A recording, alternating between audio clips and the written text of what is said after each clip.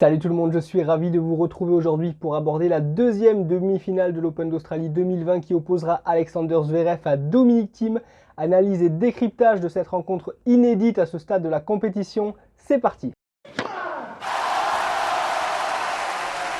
Dans une partie de tableau composée de Rafael Nadal, Daniil Medvedev, Khachanov ou encore Wawrinka, ce seront finalement Alexander Zverev et Dominic Thiem qui vont s'affronter dans une demi-finale de Grand Chelem inédite. Enfin, j'ai envie de dire une première qualification en demi-finale d'un Grand Chelem pour l'Allemand, tandis que Dominic Thiem est un habitué des demi-finales et des finales de Grand Chelem maintenant, mais surtout à Roland-Garros, ça sera sa première demi-finale sur dur. On commence avec Sascha Zverev qui semble aller mieux, tout semble rouler pour lui dans le privé et ça se ressent sur les cours. L'Allemand qui a retrouvé de la confiance et surtout un premier service efficace. Pour l'instant dans ce tournoi, c'est 56 aces pour seulement 11 doubles fautes, le point qui lui faisait le plus défaut récemment. Il part beaucoup moins à la faute, gère un petit peu mieux les moments importants, même si sans minimiser ses performances puisqu'il est quand même en demi-finale, je trouve qu'il a eu un tableau plutôt correct. Donc Cecchinato, Gerasimov pour deux premiers tours où il s'en sort en 3-7 avec quand même un tie-break dans chaque match. Il a ensuite été costaud mais contre des adversaires un petit peu faiblards, Verdasco qui n'y était pas et Rublev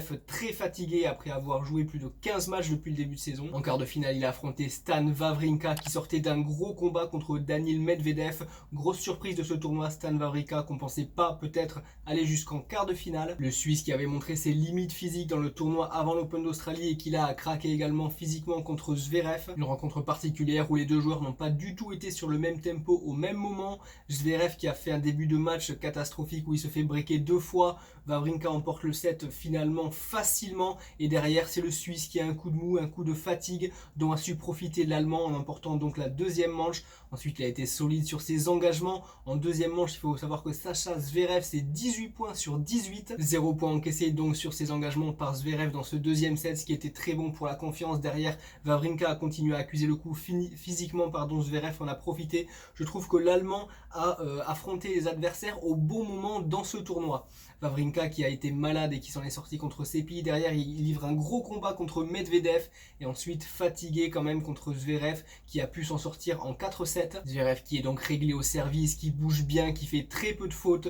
Là où le match a également tourné, c'est que l'Allemand a toujours joué un coup de plus alors qu'avec la fatigue, Wawrinka est rapidement parti à la faute dans l'échange. Et où je veux en venir, c'est que d'une part, je suis très content pour l'Allemand. Ça fait plaisir de le voir impliqué, concentré. On attendait depuis longtemps au moins une demi-finale en Grand Chelem pour lui qui est déjà vainqueur de Master 1000. Mais il y avait ce cap vraiment à franchir dans les Grands Chelems, donc je suis ravi qu'il soit enfin dans les 4 derniers d'un majeur. Mais dans le même temps, sur ce tournoi, il n'a pas eu de vrai test, de vrai match référence. Un match avec des moments vraiment chauds qui aurait poussé l'Allemand dans ses retranchements et qui nous aurait vraiment permis de tester sa gestion pendant les moments forts. On sait que ça lui a fait défaut pendant toute l'année dernière. Il n'y a pas eu cette situation qui nous aurait permis de dire de Zverev, ça y est, il y a ce qu'il faut pour aller au bout, il est prêt, il peut aller gagner ce Grand Chelem. Tout le contraire de son adversaire en demi-finale, Dominic Thiem qui progresse de manière exponentielle. Un parcours en dents de scie pour Thiem, premier tour très facile contre Manarino. Derrière il se fait surprendre et doit remonter un déficit de 2-7-1 contre Bolt, mais physiquement il tient, c'est un gros physique, on le sait. Thiem est derrière. Quatrième et cinquième set, il met 6-1, 6-2 à Bolt. Gros progrès mentaux de l'Allemand qui ne s'affole plus dans ses matchs, même s'il est mené. Troisième tour, donc Fritz, il s'en sort en 4-7, c'est jamais évident de jouer Fritz. Et ensuite, mon fils qui lui donne le match, qui est parti perdant bien avant la rencontre. Et ensuite, ce gros test, ce gros quart de finale contre le numéro 1 mondial Nadal. Ce match très intense que je vous invite à revoir si vous ne l'avez pas vu, qui a permis de mettre en lumière beaucoup d'éléments, beaucoup de facteurs à la fois positifs et négatifs chez Nadal et chez Thiem. Rafael Nadal qu'on avait dit poussif depuis le début de la quinzaine, on l'avait dit et répété, il s'en est sorti contre Kyrgios en 4-7, mais il avait déjà montré quelques petites défaillances mentales, j'en avais parlé dans ma vidéo. C'est pas passé contre Thiem en quart de finale. Comparé à Kyrgios, Thiem qui ne s'affole plus dans ses matchs, même s'il est mené, même s'il est breaké, il retourne beaucoup mieux, il est beaucoup plus régulier à l'échange, il a des coups beaucoup plus forts quand il attaque. Grosse puissance de l'Allemand qui a imposé un combat physique et intense à Nadal, et surtout il ne fait pas les mauvais choix contrairement à Kyrgios qui va nous sortir des petites amorties ou des coups sortis nulle part dans des moments importants. Là, Thiem commence à vraiment bien gérer dans sa carrière et dans ses matchs ces moments chauds, confronté donc à ce Thiem là de grande classe et qui n'avait pas peur de l'affronter.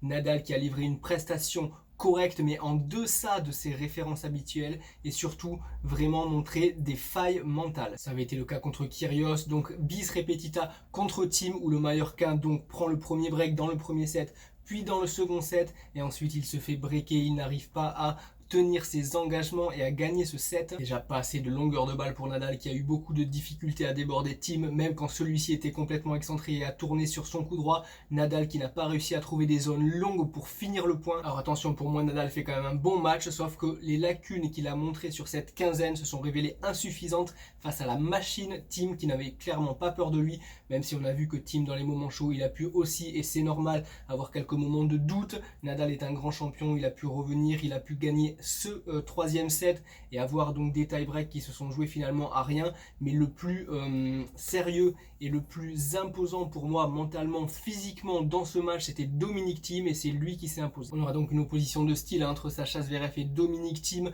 le premier pour aller chercher sa première finale en Grand Chelem, et Dominic Thiem qui est un petit peu habitué, il a déjà fait 2 finales en Grand Chelem à Roland Garros et il ne ressent peut-être un peu moins de pression que l'Allemand sur cette demi-finale. Le facteur physique pour moi n'entrera pas du tout en compte, sauf blessure bien évidemment, mais je veux dire la fatigue. Ces deux joueurs sont capables de tenir 5 heures de jeu et 5 sets, il n'y a aucun problème. Avec tous les progrès qu'il a montré avec son nouveau coach depuis quelques mois, au Masters ainsi que dans cette quinzaine où on l'attendait pas forcément si près si tôt, Dominic Thiem avec ce match référence contre Nadal est pour moi plus près pour cette demi-finale que Alexander Zverev, l'Autrichien qui sert bien, qui retourne bien, énorme caisse physique, qui est très puissant, dès qu'il peut il s'engouffre dans les points, gros coup droit, et j'ai trouvé énormément de performances sur son revers également contre Nadal. Beaucoup de coups gagnants, il a vraiment confiance en ses coups et confiance en lui, ça va être un adversaire redoutable dans cette demi-finale. Si l'Allemand veut gagner, pour moi il devra très bien servir et être très agressif dans le jeu. S'il s'engage dans un combat physique avec des points rallye, pour moi, il a toutes les chances de perdre contre Dominic Thiem. Il faut vraiment qu'il raccourcisse les échanges,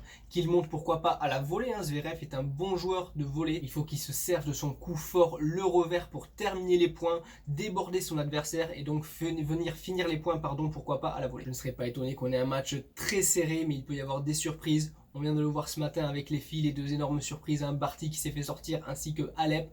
Donc pourquoi pas chez les garçons également, mais je vois quand même Dominic Thiem au-dessus de Zverev sur ce match. J'ai hâte de voir comment Sacha Zverev va gérer les moments importants et s'il envoie encore, comme il l'a fait dans ses matchs précédents, dans cette année précédente, des signaux forts de fébrilité à son adversaire.